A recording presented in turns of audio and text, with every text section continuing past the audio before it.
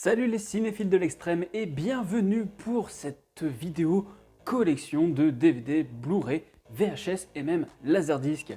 Alors on va faire ça en deux parties, c'est-à-dire que la première partie c'est celle-ci, on va remplir cette étagère avec principalement du DVD, un peu de VHS et ensuite dans la deuxième partie, donc dans la deuxième vidéo, je vous montrerai les jolis coffrets que j'ai. Il y en a déjà un là qui se profile. Et en plus des coffrets, je vous montrerai aussi les laserdiscs. Promis, mon studio arrive très bientôt.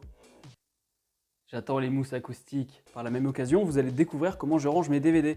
Tout d'abord, je les range par catégorie super-héros. Parce que j'ai bossé longtemps sur les super-héros. Que même si la majorité des films sont pas terribles, surtout aujourd'hui avec le MCU, et ça m'intéresse quand même d'étudier ce genre en fait. Donc on va commencer tout de suite avec une trilogie que j'adore. Enfin surtout les deux premiers, hein, parce que le 3...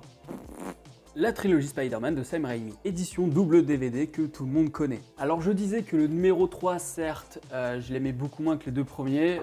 Bon, je pense que c'est normal, certains, c'est leur préféré, mais... Tu le sens que Raimi, de toute façon, ce film-là, ça l'a fait chier parce que déjà, la Fox lui a imposé Venom. Lui, il ne voulait pas de Venom dans son film. Et donc, je pense que pour se venger, il a fait un Venom qui était un peu chétif, quoi. Alors que bon, nous, on voulait la grosse brutasse, quoi. Bon, après, la brute, on l'a eu dans Venom, mais bon, le film n'était pas terrible. Voire même, c'était à chier. Tant qu'à faire, on reste dans du Spider-Man avec The Amazing Spider-Man, le destin d'un héros, donc The Amazing Spider-Man 2. Qui rectifie totalement les problèmes du premier. Et eh bien, j'aime beaucoup ce The Amazing Spider-Man 2. Ensuite, on part sur de la dub, la grosse dub avec X-Men Origins Wolverine, qui n'est même pas déballé, qui est encore sous blister, parce qu'en fait, mon frère avait mangé à McDo et c'était en cadeau. C'est dire à quel point les gens n'en ont rien à cirer. Ensuite, on a bien évidemment X-Men le commencement, voilà. Rebeu des Bois, on a parlé très récemment sur sa chaîne, je vous invite à aller voir.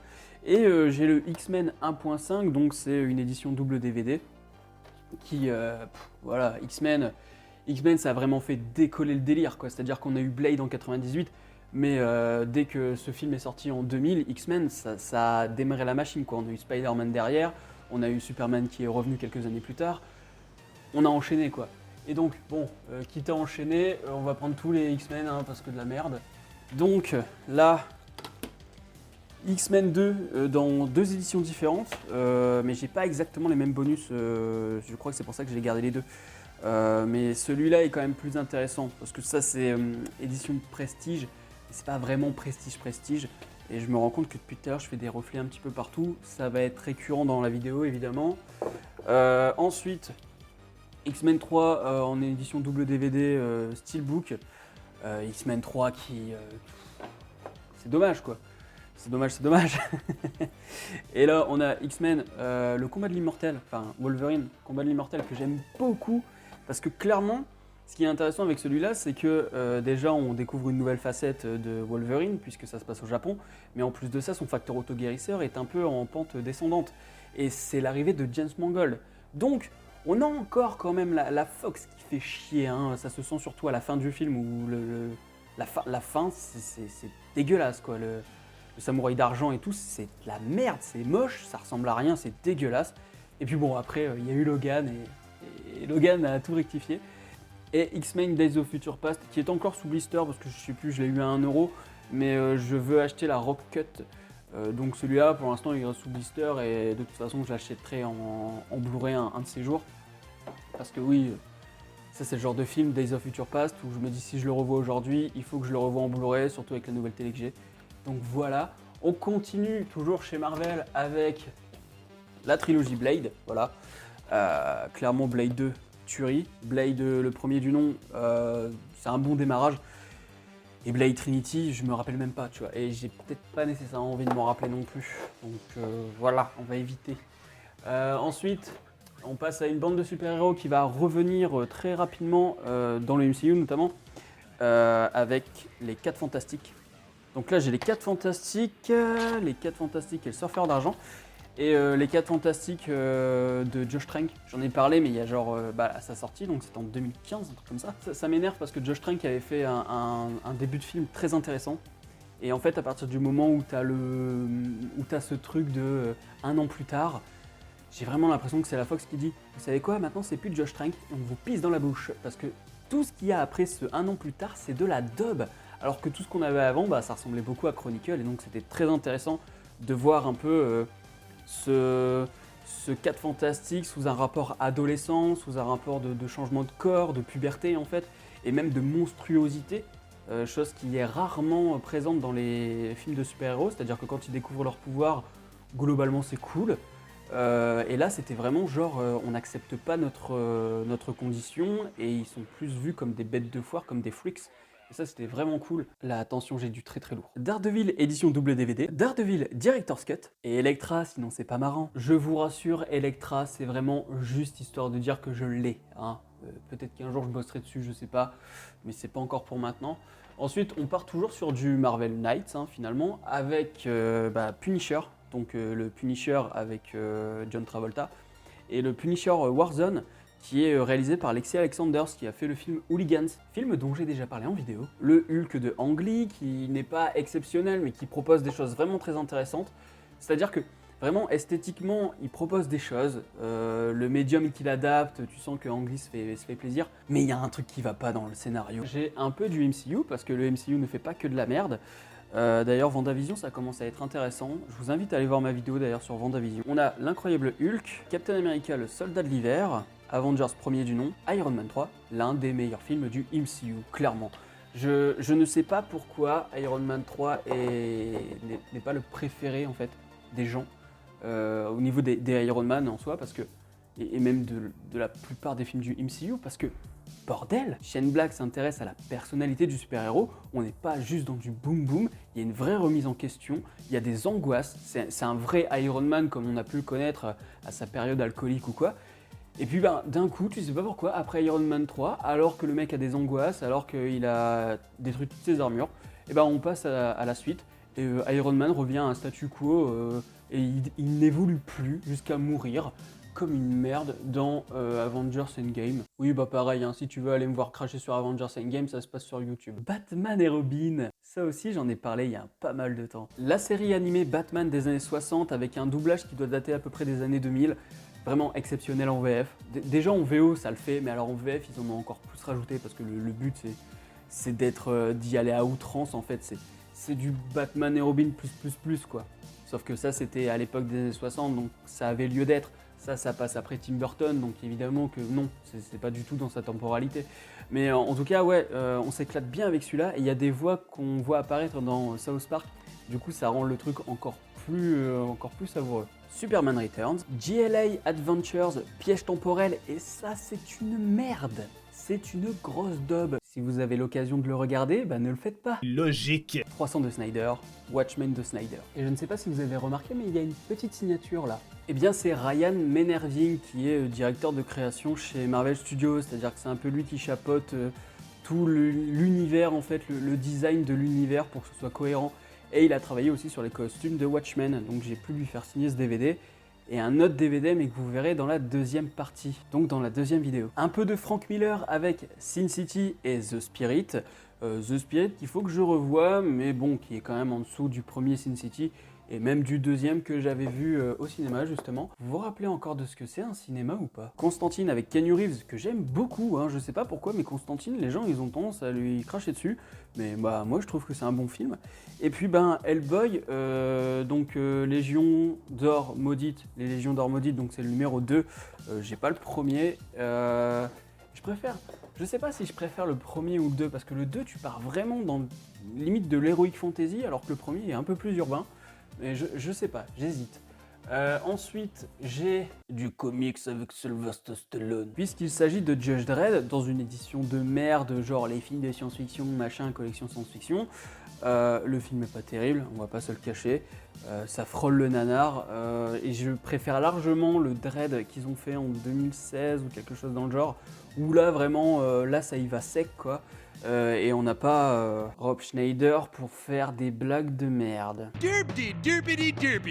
Et là il me reste 2 films de super-héros avec Mystery Man, qui a eu une réédition qui est plutôt sympathique. Alors je sais plus si c'est chez ESC Distribution, Backfilm ou Carlotta.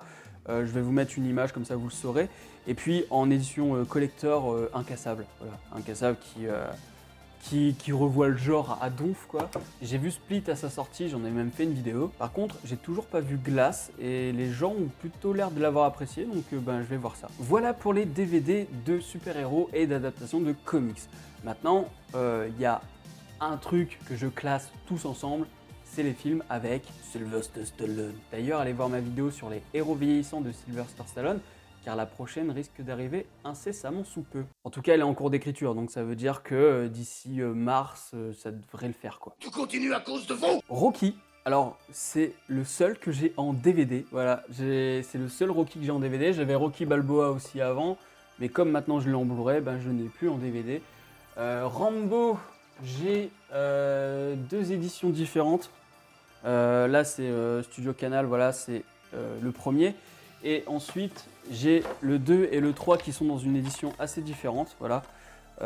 Donc je crois que cette édition-là, elle est sortie avant celle-là. C'est l'inverse, celle-là date de 2007 et celle-là date de 2012. John Rambo en DVD Steelbook édition 2 DVD et John Rambo Director's Cut.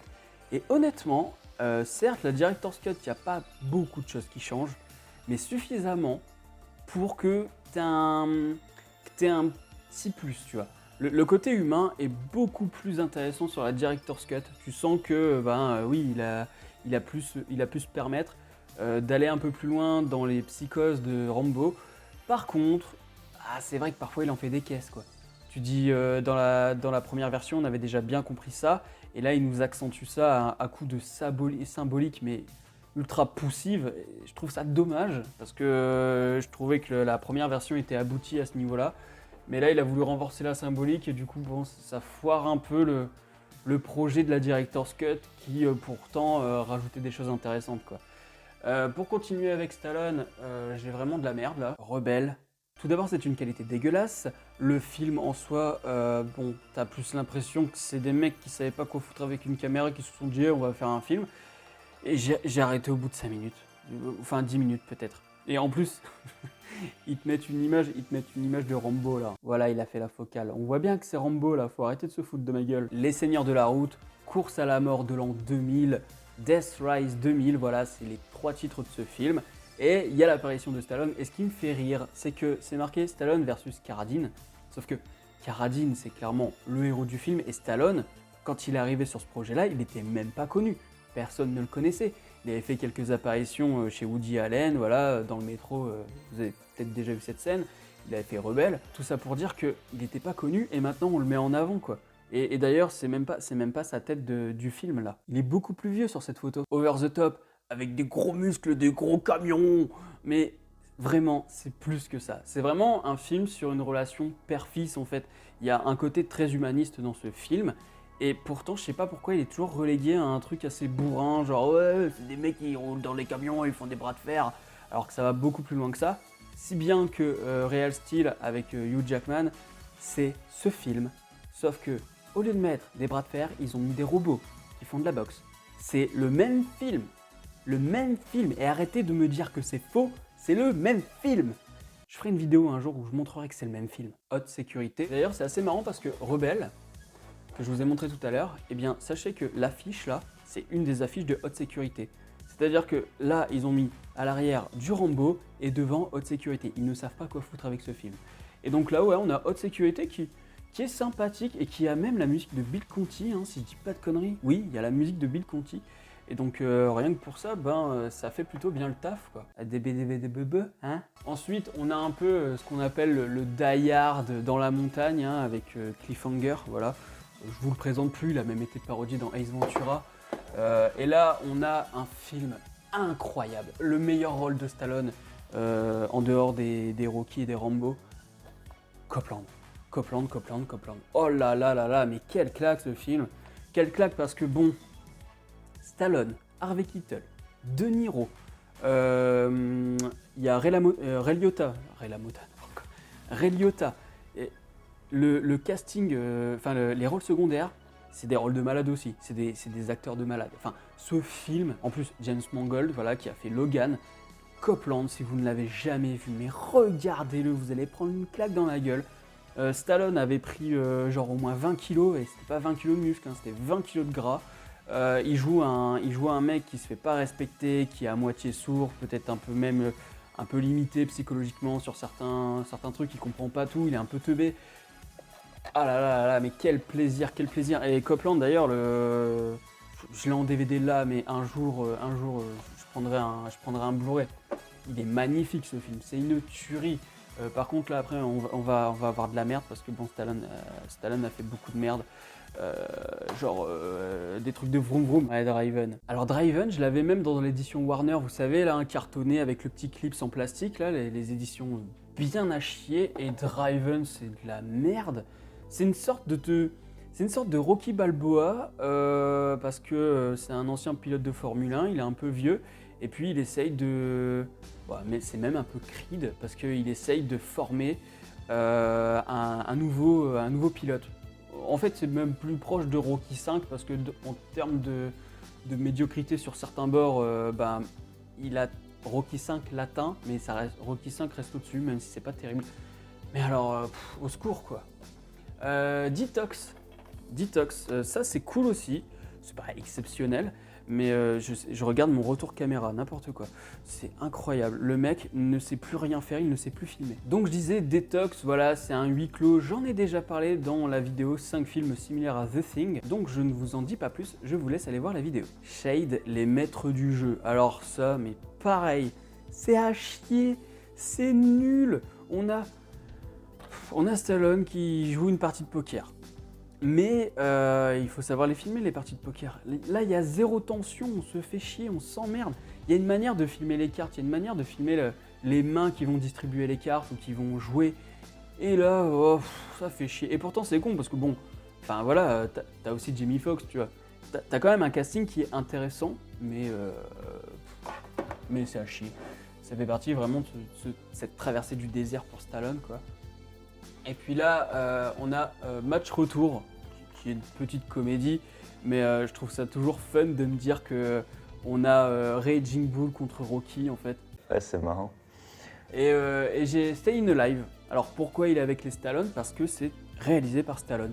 Et en fait, pour moi, Stayin' Alive, qui est la suite de La Fièvre du Samedi Soir, c'est un peu Rocky, mais dans la danse.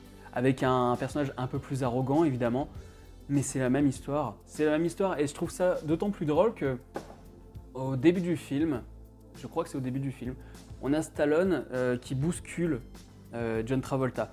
Comme si finalement, t'avais le personnage de Rocky qui allait percuter ce personnage de Travolta pour qu'il devienne le nouveau Rocky, le Rocky de cette histoire-là en fait.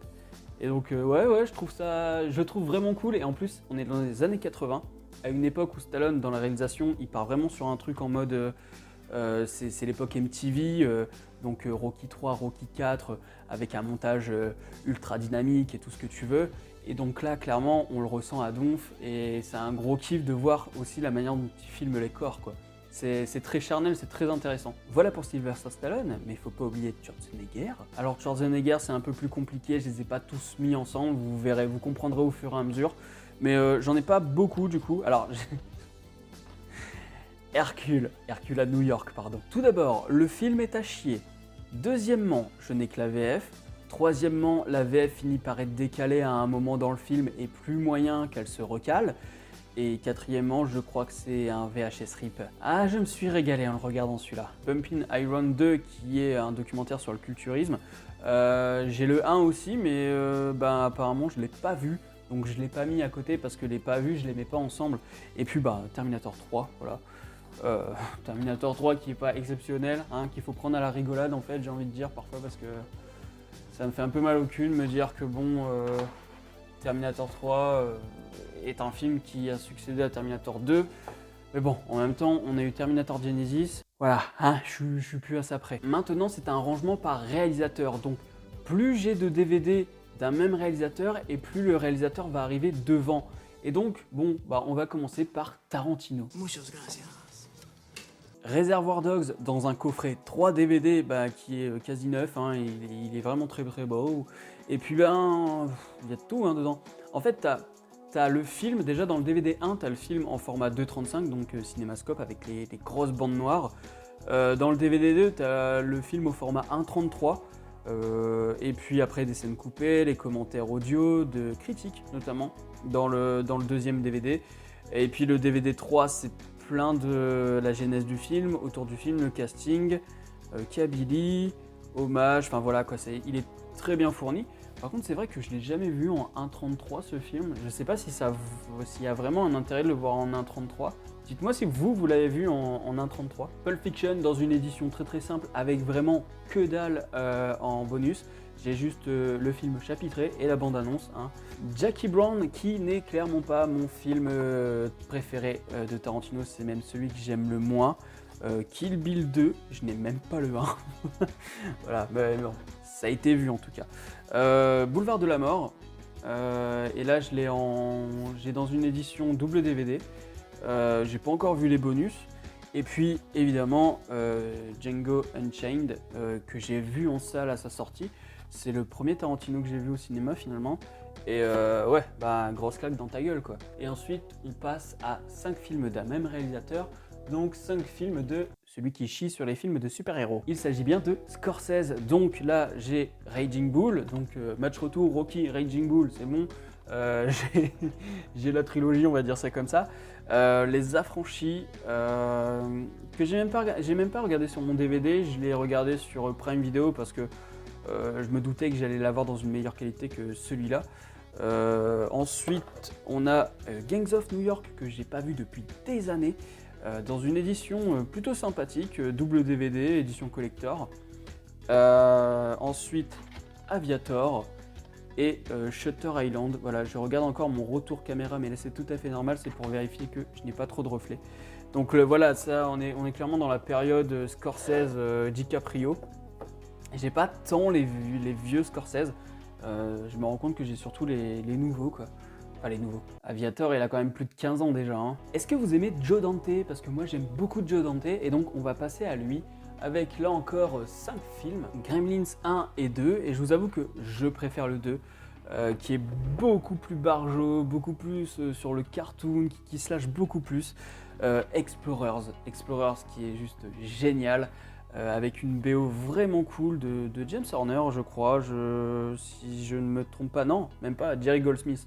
Donc Jerry Goldsmith, pareil, il fait un travail de ouf. En plus, c'est vrai que quand je les remémore, j'aurais dû me rappeler que c'était Jerry Goldsmith parce qu'on le reconnaît très bien. L'aventure intérieure que j'ai découvert en VHS, donc ça si vous ne connaissez pas, parce que c'est peut-être pas le plus connu non plus de Joe Dante, c'est un mec qui rapetisse et qui atterrit dans le corps d'un mec, et c'est un loser, le mec dans lequel il est dans le corps, et celui qui est dans le corps, lui, c'est un militaire, enfin c'est un chercheur, enfin ultra beau gosse et tout, et donc il va essayer un peu de diriger ce loser quoi, donc ouais c'est cool. Et puis bon, les Looney Tunes passent à l'action, c'est sympathique à regarder, je préfère Space Jam quand même. Mais voilà, Joe Dante pareil qui se fait plaisir avec les Looney Tunes, ça c'est cool. Ensuite, 4 films de Brian De Palma. Scarface dans une édition pas terrible, mais je me rappellerai toujours, c'est mon père qui me le ramène, tu sais, c'est le genre de truc avec le fascicule à 1€ ou 2€ le premier, puis après t'achètes le reste. C'est la collection des gangsters, les plus grands gangsters des chefs-d'œuvre. Non, les plus grands chefs-d'œuvre en DVD dans la catégorie gangsters. Et donc mon père me l'a ramené, il me dit tiens, Scarface, il faudrait que tu regardes. Et j'ai regardé, j'ai kiffé ma race. Outrage, dans une édition pas terrible hein, non plus là. Et waouh, Michael J. Fox, son meilleur rôle avec Fantôme contre Fantôme. Mais là, il dégage un truc, c'est balèze quoi. Il est vraiment déroutant parce que t'as pas l'habitude de le voir dans ce genre de truc quoi, et d'un coup tu te dis putain le mec il est à moitié rongé par les remords, il est un peu démuni, il est en perdition totale, et j'étais très heureux de le voir dans ce genre de truc. Ensuite on a Snake Eyes avec Nicolas Cage. Celui-là je pense que vous le connaissez sans nécessairement l'avoir vu parce qu'il y a des scènes qui sont mémorables. Il y a une tension durant ce film qui est... c'est-à-dire que du début à la fin, t'es sous pression quoi. Tu te dis mais quand est-ce que ça va s'arrêter? Donc voilà, c'est encore du bon Nicolas Cage quoi, avec De Palma. Par contre là, celui que je vais vous montrer là, il est pas ouf, c'est pas mon préféré et c'est Mission to Mars, où là il s'agit d'envoyer des astronautes sur Mars, notamment parce qu'ils ont aussi repéré une sorte de visage avec une photo ou quoi. Ouais, c'est vraiment pas celui que je préfère. On va pas oublier Spielberg hein, quand même. Les Dents de la Mer, le classique, celui que tout le monde a bien évidemment. Ensuite, Minority Report, qui est une adaptation de... C'est Philippe Cadic ou Isaac Asimov? Je me pose toujours la question, je crois que c'est Cadic. Ouais, c'est ça, c'est Cadic. Et le pré-crime, j'ai l'impression que parfois, il y a certaines choses où tu te dis, tiens, t'as pas encore fait la connerie que tu vas déjà prendre une amende, ou tu vas déjà te retrouver en garde à vue. Et en fait, quand tu réfléchis, c'est un peu déjà ce qu'on a vu dans certaines manifestations en 2020, voilà, où tu ne peux même pas accéder à la manifestation, qu'on t'embarque déjà parce que tu étais déjà suspicieux, alors qu'avant de t'embarquer, il faut déjà que tu aies cassé un truc. Voilà. Philippe Cadic est-il visionnaire? Tintin, encore sous blister, est disponible sur Prime Video. D'ailleurs, à chaque fois qu'on dit Tintin, maintenant, je pense à ça. Capitaine Haddock! Oh, Tintin! Capitaine Haddock! Oh, Tintin! On va peut-être aller plus vite parce que j'ai l'impression que ça n'avance pas. On va passer au Wachowski avec Matrix dans une édition plutôt cool. Une édition collector. Alors, c'est marqué Croire à l'incroyable. J'ai cru que c'était marqué Coffret incroyable. Mais faut peut-être pas déconner. Alors, je sais pas s'il y avait un livret dedans. Mais voilà, je trouve que pour avoir 2 DVD, c'est très épais pour le peu que ça contient. Mais peut-être que j'ai pas la totalité parce que j'ai chopé ça en braderie. J'ai le Reloaded, qui est en double DVD aussi d'ailleurs. Ouais, double DVD, voilà, ils auraient pu faire ça aussi pour le premier. Hein. Et ensuite, j'ai Speed Racer, qui est excellent. Le film s'est mangé masse de critiques à sa sortie, mais en fait, je pense que les gens n'ont pas compris que c'était un film qui arrivait à retranscrire le jeu vidéo sans nécessairement parler de jeu vidéo. Mais bon, que voulez-vous, j'allais dire les mecs, mais les meufs ont toujours été en avance sur leur temps. Et puis bah, c'est après coup que les gens commencent à se dire « Ah bah finalement c'était peut-être intéressant ce qu'ils faisaient ». Ensuite, on va passer à du Terry Gilliam avec L'Armée des 12 singes dans une édition de merde. D'ailleurs, La Jetée, donc le film d'origine, La Jetée de Chris Marker, qui a donné l'idée à L'Armée des 12 singes, même si Terry Gilliam dit qu'apparemment il n'avait jamais vu le film La Jetée. Ça se trouve peut-être qu'il l'a vu et qu'inconsciemment il a fait le film. Mais c'est disponible chez Carlotta, je crois qu'ils ont fait une belle édition de La Jetée. Las Vegas Parano, avec la voix d'Emmanuel Curtil sur Johnny Depp. Et puis Les Frères Grimm, qui est pas exceptionnel, mais qui est plutôt sympathique. Alors, j'ai pas, voilà, Terry Gilliam, j'adore, même si j'ai pas encore vu le Don Quichotte, alors que ça fait 25 ans qu'on l'attendait, je l'ai pas vu. Putain, quel boulet. Mais voilà, Terry Gilliam, c'est vraiment cool de voir ce qu'il fait. Et là, on va passer à Ivan Reitman, avec les 2 Ghostbusters qui sont encore sous blister. En tout cas, le deuxième. Ouais, le premier, il n'est pas sous blister, je l'ai déballé. Et Junior, d'où le fait que je n'ai pas mis avec les autres Schwarzenegger, parce que là, j'ai le même réalisateur. Et Junior, j'ai découvert ça en 2020, donc il y a quelques mois. J'ai découvert qu'en fait, Junior, c'est pas la première fois qu'on parle d'un homme qui est enceinte. Il y a un film de Jacques Demy qui s'appelle L'événement le plus important depuis que l'homme a marché sur la Lune, avec la musique de Mireille Mathieu. Et en fait, on a un mec qui est enceint. Voilà. Enfin, enceint. Et donc du coup, ouais, je me suis rendu compte que Junior, bah, c'était un petit peu un... Peut-être pas non plus un remake, mais je veux dire que c'est pas une idée originale, quoi. Ça existait déjà avant au cinéma. Ensuite, on va passer à du John Carpenter. Carpenter, encore un très bon, hein, même si bon, il n'y a pas que des bons films. Halloween, voilà, dans une édition dégueulasse. Et je me rappelle que Halloween, je l'ai regardé avec le home cinéma chez les parents. Et en home cinéma, c'est impressionnant parce que comme il y a une vue subjective, au niveau du son, en 5.1 du coup, parce que, attends, il était en 5.1 celui-là? Que je dis pas... Ouais, il était en 5.1. Et ça se ressentait parce que tu avais le son qui arrivait derrière toi et avec le vue subjectif, c'était très étrange en fait. Donc je pense que Halloween, c'est vraiment le genre de film qu'il faut voir au cinéma en 5.1 mais pas en stéréo quoi. Parce qu'en stéréo, tu vas perdre vraiment cette ambiance en fait qui est très pesante sur toi. On a The Thing avec mon super accent. Je vous invite vraiment à regarder ma vidéo 5 films similaires à The Thing. Ça va vous donner plein d'idées si vous aimez ce film. Et puis pour finir, les aventures de Jack Burton, qui est une sorte de parodie du cinéma reaganien en fait. C'est-à-dire que là, le mec ultra badass, ultra musclé, et ben c'est un peu le guignol de service. Et je trouve que c'est intéressant de voir que Carpenter arrive à retourner la situation du film bodybuildé, du film reaganien, tout comme le fait McTiernan, mais d'une manière très différente. Maintenant, on passe à Peter Jackson avec Créature Céleste, et là, je trouve ça très intéressant de voir qu'on peut parler d'homosexualité, est-ce qu'elles sont vraiment lesbiennes? Je ne sais pas. En tout cas, ça te laisse le suggérer. Je pense qu'il y a un peu de ça.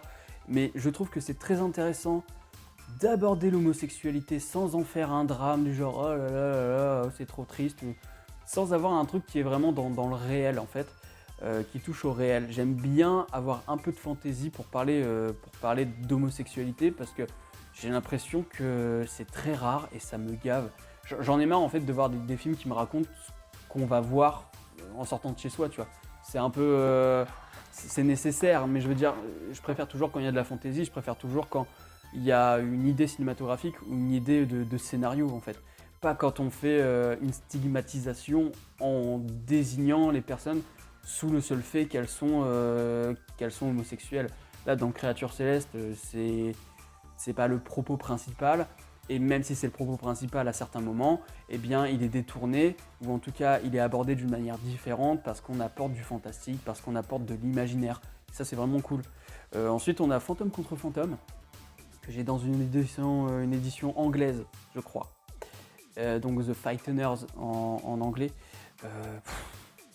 Il est incroyable Fantôme contre Fantôme, incroyable. En plus le mec du FBI, c'est le gars qui joue dans Réanimateur. Et puis Michael J. Fox. Donc oui, là Fantôme contre Fantôme, c'est vraiment un gros kiff.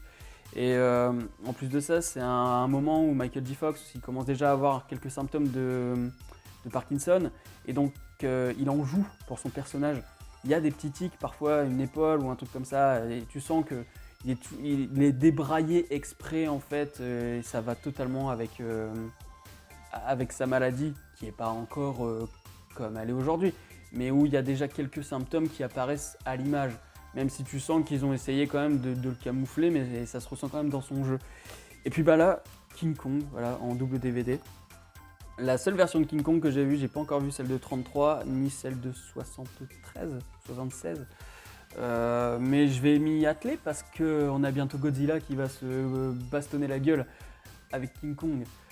Ensuite, on passe à un grand maître du cinéma d'action qui a su redéfinir et casser les codes du cinéma d'action avec John McTiernan, parce qu'on a Predator dans une édition double DVD avec le vieille étiquette là, de cache converteur qui fait chier, et Une journée en enfer, Die Hard 3, dans une édition double DVD aussi. Qu'est-ce que tu veux dire? Ça c'est trop bien, tout ça c'est trop bien. Ma batterie va bientôt s'écouler, il va falloir que j'accélère un petit peu si je veux pouvoir caser tous les DVD. Blade Runner, la Final Cut, donc je ne crois pas que ce soit cette version-là que j'ai vue. Gladiator, édition double DVD, on va tous chialer parce que No We Are Free, c'est super trop tristouné. Ensuite, on a du Ron Howard avec Willow, que j'ai racheté parce que je l'avais prêté à une meuf quand j'étais au collège, je crois. Et puis j'ai jamais retrouvé, j'ai racheté la même édition. Et puis Egg TV que j'ai découvert en 2019, et vraiment cool ça. C'est intéressant de voir, parce que le film il est sorti en 1999, et c'est intéressant parce qu'on arrive à une époque où la télé-réalité commence à s'immiscer dans la télévision, et très visionnaire, très visionnaire. Un petit peu de Christopher Nolan avec Le Prestige et Insomnia. Insomnia, il faut savoir que le film d'origine Il est disponible sur Shadows, je l'ai vu. Je sais pas lequel je préfère en fait. Ils sont très différents finalement, c'est-à-dire que celui-là il est très à l'américaine en fait. Il est beaucoup plus accessible que le film d'origine. Donc oui, pourquoi j'ai si peu de Nolan? Parce que le coffret Dark Knight, vous le verrez dans la prochaine vidéo. Voilà, petit teasing. Ensuite, un peu de Hitchcock de temps en temps avec Psychose, Les Oiseaux, voilà, on ne les présente plus. Ensuite, ça va plaire à Dolores. Dolores Critique, allez voir sa chaîne, elle sait déjà de quoi je vais parler. Si tu regardes cette vidéo, tu sais déjà ce que je vais présenter. Voilà, La Momie 1 et 2, et pas le 3. Ni cette merde avec Tom Cruise, hein, je vous invite à aller voir ma vidéo. Évolution que j'aime beaucoup et Thank You for Smoking que j'aime beaucoup aussi, signé Jason Reitman, qui est le fils de Ivan Reitman. Voilà, on accélère un petit peu là parce que sinon on va pas y aller, on va jamais finir. Les 2 premiers Harry Potter en édition double DVD, ceux-là vous les connaissez hein, clairement, vous avez l'habitude, tout le monde les a achetés ceux-là à l'époque. Un peu de Robert Rodriguez. Alors là, on a Une Nuit en Enfer, que j'ai revu au Boulogne Horror Show 2019, c'est ça? Oui, 2019, où on l'a diffusé en dernier film de la soirée. J'ai vu Salma Hayek avec un gros serpent sur grand écran. Machete, machete, machete! Un peu de Michael Moore avec Bowling for Columbine et Fahrenheit 9/11, voilà. Parce que Michael Moore, ça fait plaisir. J'aime beaucoup la manière dont Michael Moore a fait ses documentaires. Tout comme Super Size Me par exemple, où pareil, là, le réalisateur, il présente les choses différemment, avec de l'humour, avec vraiment une patte artistique intéressante, quoi, et puis beaucoup d'humour que j'aime et qui amène aussi à la pédagogie en fait. Là, c'est un peu rangé à l'arrache, du Star Trek. Donc là, on a Premier Contact qui est sympa, et Génération qui fait la bascule entre la première génération de Star Trek et Star Trek Nouvelle Génération, je sais plus comment ça s'appelle. Bon bref, Patrick Stewart, c'est la nouvelle génération quoi. Et en Star Trek, j'ai aussi les 2 premiers qui ont semi-rebooté parce que c'est un univers alternatif chez Paramount. Voilà. Et puis aussi la trilogie Riddick, Pitch Black, génial. Les chroniques de Riddick, c'est cool. Et Riddick, qui s'appelle juste Riddick, donc le 3, une grosse daube. Voilà, hein, va niquer ta mère parce que toi, t'étais vraiment à chier. Et puis voilà. Donc maintenant, comme là, t'es pas réalisateur et tout, maintenant, je vais faire par ordre alphabétique. Parce que, là, je peux pas faire autrement. Donc, enfin si, je peux faire autrement, mais je veux dire, c'est plus facile après pour les gens de venir voir et de trouver comme ça. Donc on a 9 mois ferme, un film d'Albert Dupontel avec Albert Dupontel que j'aime beaucoup, Albino Alligator, American Buffalo, je me rappelle même plus de American Buffalo, je crois qu'ils sont bloqués, je sais plus, je saurais même plus vous raconter. The American Way avec Dennis Hopper. Ça c'est un truc un peu punk, un peu ultra chelou, enfin tu vois les images quoi. Ils sont dans un avion et ils ont une radio pirate ou un truc comme ça, c'est des cinglés, il est très punk en fait ce film, et il est très c'est un film social dans le sens où il va dynamiter un peu tout l'esprit capitaliste, tout ça, tu vois, il fout les pieds dans la merde. Il n'est pas exceptionnel non plus, hein, mais voilà quoi. Un amour de Frankenstein, qui là fait partie de mes films d'enfance, où voilà, c'est un teen movie avec une sorte de Frankenstein, voilà.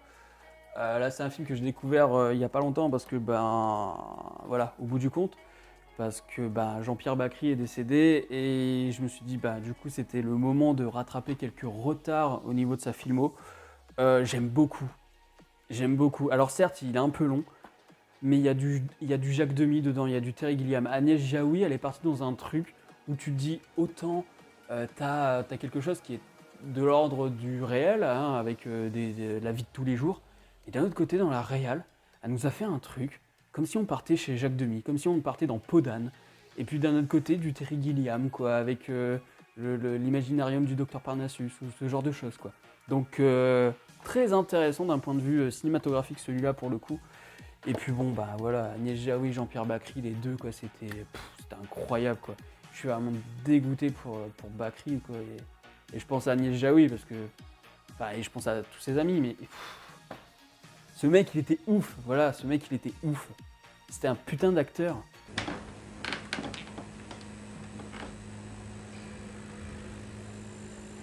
Qu'est-ce qu'il y a? Battle Royale, hein, si vous voulez arrêter de regarder Hunger Games, regardez plutôt Battle Royale, hein, ce sera plus intéressant, ou regardez Sa Majesté des Mouches, ou même lisez-le, pourquoi pas, mais moi je l'ai pas lu, donc... Mais il y a un film, Sa Majesté des Mouches, et il y a Battle Royale. Et après il y a Hunger Games, voilà, super. Billy Madison, qui est une sorte de... Comment ça s'appelait ce film avec Bourvil? Je crois que ça s'appelait Le Trou Normand, où t'avais Bourvil qui devait passer le bac. Et ben là c'est pareil, lui pour toucher un héritage, et il doit faire l'école, il doit aller à l'école. Donc il passe par la maternelle, la primaire et tout, jusqu'à avoir son diplôme. Et en fait le Trou Normand, je crois que je l'avais jamais vu quand j'étais gamin. Puis je suis tombé dessus une fois, mais je regarde, je fais putain, mais en fait il y a un film avec Adam Sandler, c'est exactement ça. Donc je pense que c'est un remake, je sais pas s'il est officiel comme remake. Mais en tout cas, voilà, il existe. Blackfish 1 et 2. Ça, je vous en ai parlé dans 5 films similaires à Sauver Willy. J'en dirai pas plus ici, vraiment. Regardez ma vidéo. Faut savoir que moi, les cétacés dans des bassins et tout, ça me casse les couilles, sévère. S'il y avait un truc pour lequel je pourrais m'impliquer un peu plus, c'est ça, clairement. Parce que ça me fout la haine, en fait. Parce que j'ai vu Sauver Willy quand j'étais gamin. À l'époque, je trouvais ça joli, même si c'est paradoxal. Mais bon, ça, j'en parle encore dans la vidéo, donc j'en dirai pas plus. Et puis voilà, quoi. Donc voilà. Si à l'occasion vous voulez acheter Blackfish, il est dispo sur internet. Borat, évidemment. Very nice. Braveheart avec une jaquette qui n'est pas dégueulasse, contrairement à celle de François. Carnosaur 1 et 2. Alors j'aime bien parce que sur une des affiches du film, je crois que c'est sur le premier, c'est marqué... Oh, il y a du collant. Alors c'est marqué Carnosaur 2 est ce que Jurassic Park aurait dû être. Bon, c'est vrai que si j'avais vu Jurassic Park comme ça, parce que le bouquin Jurassic Park, que pour le coup j'ai lu, en effet, c'est vraiment balèze. Au niveau gore et tout, ça se fait bouffer dans tous les sens. Et c'est vrai que Carnosaur, ça pourrait être ça, mais en low cost en fait. Chambre 1408, qui est une sorte de Shining en huis clos, parce que bon, c'est du Stephen King, donc c'est pas étonnant. Cœur des dragons, voilà, Cœur des dragons à jamais dans nos cœurs. Avec Philippe Noiret qui faisait la voix de Draco. Les Contes de la Crypte, et donc c'est... Là, c'était lesquels? Parce qu'en fait, on a plusieurs, mais donc du coup, j'ai celui-là, et il y en a un autre que je dois avoir quelque part, je sais pas où il est. La couleur des sentiments, voilà, je l'ai vu il y a très longtemps celui-là, mes premières années de fac, première année de licence, je crois. Très intéressant, très cool. Après, est-ce que la couleur pourpre est peut-être pas plus intéressant pour le propos, je ne sais pas.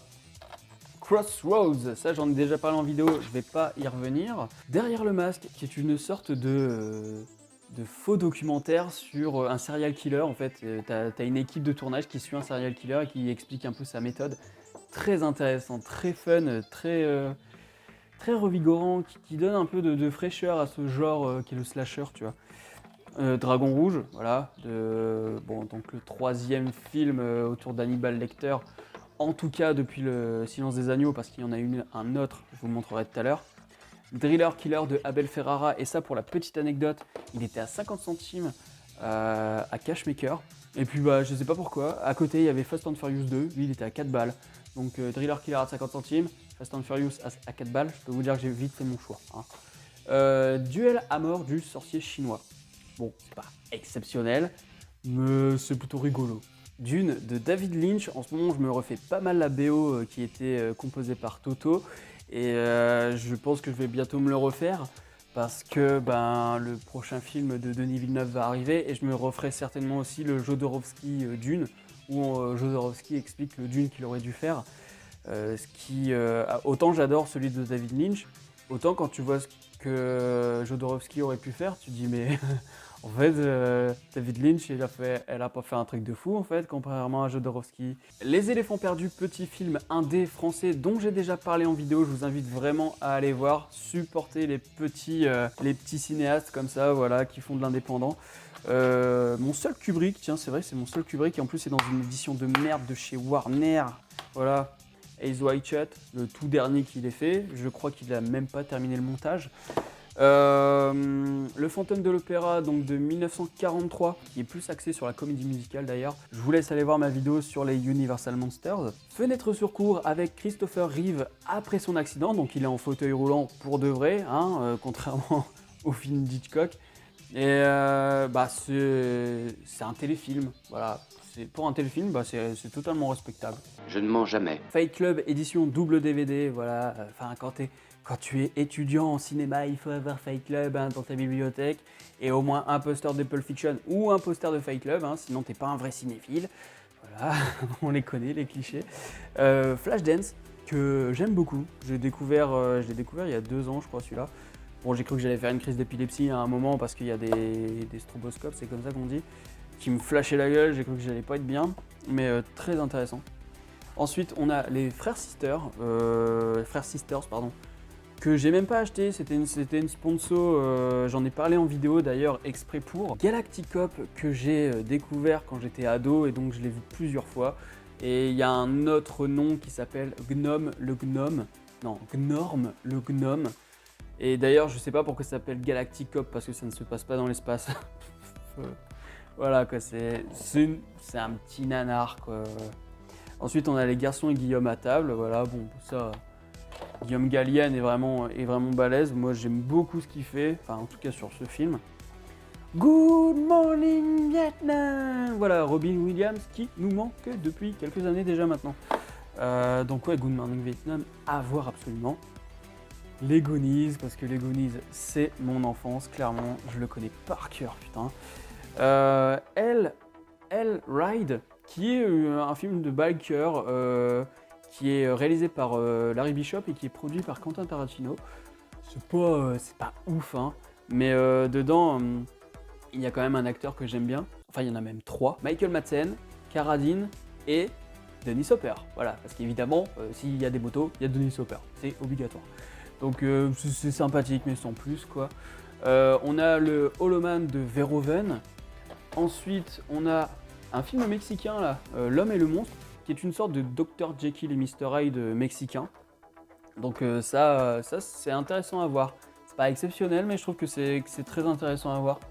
Et puis ensuite, on a Hooligans, ça j'en ai déjà parlé en vidéo, je vous laisse aller voir la vidéo, hein, évidemment.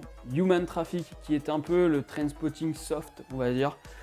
Moi, quand je l'ai vu, en tout cas, c'est comme ça que je l'ai ressenti, hein, c'est le Trainspotting soft pour moi. Ensuite, Jeu d'enfant, donc le premier Chucky dans les plus grands films d'angoisse, voilà, une édition de merde encore. Ensuite, attention, 2 nanars de suite. Ken le survivant, voilà, la version américaine, là, un peu dégueulasse. Et il y a Chris Payne dedans, c'est vrai. Chris Payne qui est le frère de Sean Payne, hein, je dis pas de conneries.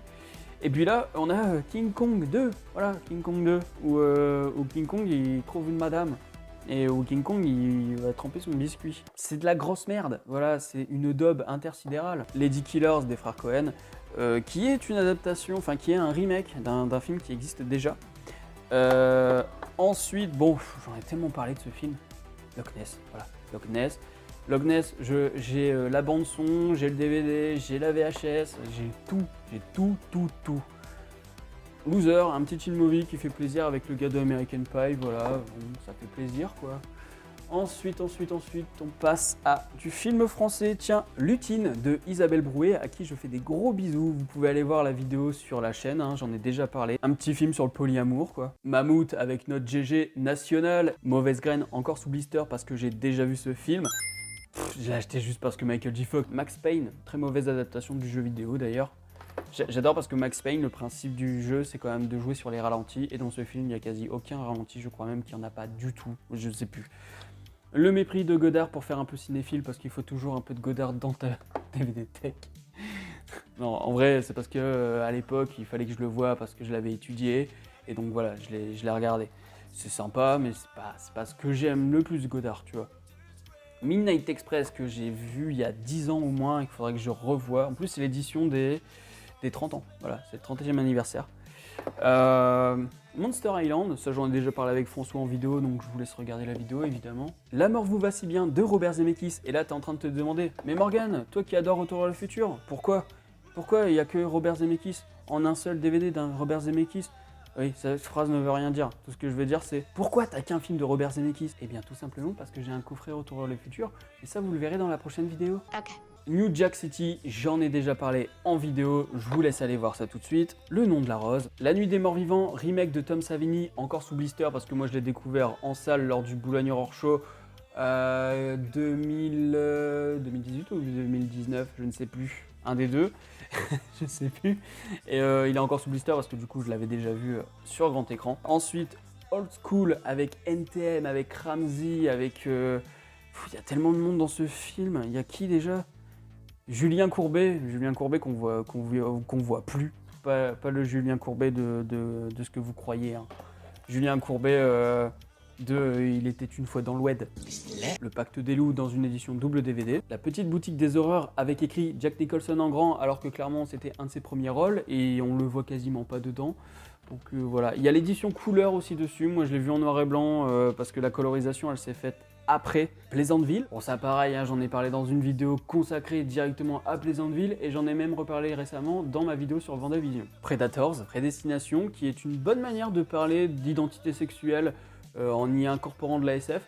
Ça fait plaisir encore une fois de parler du genre sans entrer dans un truc après, un peu terre à terre, un peu trop social et qui te ramène à ta vie de tous les jours. Là, clairement, c'est abordé sous un autre sens et je trouve que c'est plus intéressant. Projet Blair Witch, Rasta Rocket, Resident Evil, s'il vous plaît, rebootez-moi ça. Le Retour des Morts Vivants 3, une des premières critiques face cam que j'ai faites, Requiem for a Dream.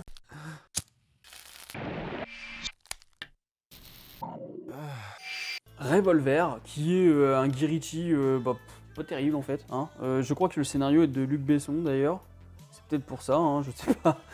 Mais je me suis dit putain, Guy Ritchie, il m'a habitué à mieux quoi. Mais c'est quand même bien foutu au niveau de la réal, mais on se fait chier au niveau du scénario, c'est chiant. Ensuite on a Rome Express qui est une sorte de Las Vegas Parano bis, très en dessous de Las Vegas Parano. Enfin en tout cas c'est comme ça que je l'ai ressenti moi quand je l'ai vu. The Road, j'en ai déjà parlé dans ma vidéo 5 films similaires à Logan. Robin des Bois, le meilleur film Robin des Bois. The Rocky Horror Picture Show, j'en ai déjà parlé dans une vidéo. Scanners, Scream, le retour du slasher en pleine puissance. Shaolin Soccer, Short Circuit, même si je préfère largement le deuxième. Sidekicks, alors ça je l'ai découvert en VHS, je crois encore que j'ai ma VHS d'ailleurs. Et Sidekicks, c'est un peu le Karate Kid du pauvre. C'est-à-dire que c'est Karate Kid avec Chuck Norris et un asthmatique. Et en fait, si vous préférez, Chuck Norris joue son propre rôle. Et le gamin, il s'imagine toujours, il rêve toujours avec Chuck Norris dans tous ses films, que ce soit du karaté, de l'action ou quoi. Il s'imagine toujours faire équipe avec lui, c'est son idole. Et puis un jour, il le rencontre et puis bah voilà quoi. Et c'est avec l'acteur de l'Histoire sans fin 2, et l'Histoire sans fin 2 c'était de la merde aussi, donc c'est pas exceptionnel. Thank you, Chuck Norris. Le sixième sens, aussi appelé Manhunter de Michael Mann. Et putain, oh là là, autant tout à l'heure je vous ai montré Dragon Rouge, ça c'est le vrai Dragon Rouge. C'est la première adaptation de Hannibal Lecter. D'ailleurs, dans ce film, il s'appelle Hannibal Lector, mais Michael Mann a fait un truc incroyable sur ce film, la bande son est incroyable, l'imagerie, non mais moi je l'ai vu, j'ai pris une claque quoi, j'ai pris une claque dans la gueule, c'est contemplatif, il y a du suspense, le mec qui enquête sur la mort, sur les meurtres, il pète des câbles, il est trop fort Michael Mann, trop fort. Sleepy Hollow dans une édition un peu pas terrible, voilà. C'est le seul Tim Burton que j'ai d'ailleurs en DVD. Speed, en édition double DVD, Speed j'ai découvert en 2019 ou en 2018 et c'est ouf. Ok, le scénario il tient sur une ligne, tu vois. Mais alors putain, en termes de montage, en termes de rythme et tout, il est incroyable. C'est un vrai film d'action des années 90 celui-là. Et puis ensuite j'ai Stargate. un des rares bons films de Roland Emmerich. Sur la piste du Marsupilami de Alain Chabat, c'est pas le meilleur de Chabat, mais moi le Marsupilami j'aime beaucoup. Et même Jamel qui fait du Jamel, bon ça me saoule moins que d'habitude. Enfin moins que maintenant, parce qu'à l'époque j'aimais beaucoup, mais je trouve que Jamel se renouvelle pas. Tam Rider, alors ça je crois que j'en ai déjà parlé quelque part. C'est débile, c'est incohérent. Peut-être que j'en ferai une vidéo un jour parce que il y a vraiment plein de choses à dire sur ce film. C'est un gros nanar, c'est un voyage dans le temps avec un gars en motocross, c'est n'importe quoi. Ensuite on a Tootsie. Qui est l'avant Madame Doubtfire hein, avec Dustin Hoffman, très très bon Tootsie. Ensuite on a The Tree of Life, voilà, Terrence Malick, c'est pas le seul Terrence Malick que j'ai, mais c'est le seul Terrence Malick que j'ai en DVD et que j'ai vu, parce que les autres je les ai pas encore vus. Ensuite, encore Brad Pitt avec 3. Moi je l'ai découvert, j'étais au collège, j'ai pris une claque monumentale dans la gueule, c'est trop fort, trop fort. Vol au-dessus d'un nid de coucou, pareil je l'ai découvert au lycée celui-là, il m'a marqué à l'époque mais c'est vrai que ça fait un moment que je l'ai pas revu, ce serait peut-être pas mal que je m'y remette. Ah j'ai plus de batterie. A few moments later. Bon, il me reste 8 minutes, donc avec les 8 minutes qui restent, on va pas faire toutes les étagères en fait, on va juste faire les trucs que j'ai vus et ensuite les DVD que j'ai pas vus, ce sera une troisième partie du coup en fait, voilà. Je pensais que ça allait prendre moins de temps que ça mais j'ai beaucoup parlé. Donc on continue, le dernier film c'est... Non c'est pas le dernier, qu'est-ce que je raconte comme connerie? Non, c'est pas le dernier, il m'en reste 3. 3 DVD, mais j'ai encore des séries et tout après. Donc Wonderful Days, qui est un film d'animation sud-coréen, si je dis pas de conneries, qui a eu Grand Prix d'animation au Festival Gérardmer de 2004. Je l'ai vu il y a 6 ou 7 ans. C'est assez flou dans ma tête, mais je me rappelle que visuellement, ça m'avait envoyé du lourd. Ensuite, on a World Trade Center d'Oliver Stone, que j'ai découvert sur Paramount, je crois, Paramount Channel. Non, pas Paramount, parce que c'est pas Paramount. Si, c'est Paramount, donc c'est peut-être Paramount. Qui est pas exceptionnel. Hein. En fait, il y a plein de choses intéressantes. Mais putain que c'est long. Oh, c'est chiant, et c'est long, et c'est chiant, et c'est long, et c'est chiant, et c'est long. Et ça bouge pas des masses quoi, donc voilà. En même temps ils sont bloqués, c'est un peu 127 heures mais avant. C'est 127 heures mais dans le World Trade Center. Et pour terminer, The Zombie Diaries, qui est un truc filmé un peu en esthétique found footage, si je dis pas de conneries parce que ça fait très longtemps que je l'ai pas vu celui-là non plus. Donc j'ai peu de souvenirs, je me rappelle plus très bien. Et donc ensuite on va passer à des séries. Voilà. On va passer à des séries avec Sauvé par le Gong et ce coffret est juste hallucinant. Il y a toutes les saisons. Il y a aussi les années lycée, donc qui se passent quand ils sont un peu plus vieux. Il y a le téléfilm où il y a Zach et Jessie qui se marient. Il y a vraiment tout. Et puis une pensée pour Dustin Diamond qui est décédé justement cette semaine. On le sentait venir mais bon ça fait chier quoi. Et il y a un reboot qui est disponible sur Pickles, je crois que c'est ça hein, non Peacock, c'est Peacock là. J'ai pensé à Coq, j'ai pensé à Big, tu vois, j'ai retrouvé. Sur Peacock, qui est une plateforme streaming américaine, mais du coup chez nous il n'y a pas encore de sortie, ça fait chier et j'espère que Emmanuel Curtil sera là pour doubler les quelques fois où on a Zach Morris évidemment. Ensuite GTO, voilà GTO ça c'est les bases. Quand t'es collégien et que tu regardes GTO, t'apprends la vie. C'est énorme GTO. La série Tortue Ninja complètement caca, un peu de Dragon Ball, des épisodes de Senseiya, des épisodes de Street Sharks, et ça, je vous ai déjà montré des jouets Street Sharks dans une vidéo. Un documentaire sur la Fox qui est plus de l'autosuçage qu'un réel documentaire, hein, faut bien se l'avouer. C'est plus une grosse promo de la Fox pour la Fox. Sur la Terre des dinosaures qui n'est plus vraiment d'actualité avec toutes les découvertes qu'on a fait depuis. Et le spectacle de Jérémy Ferrari que Jérémy m'a signé justement.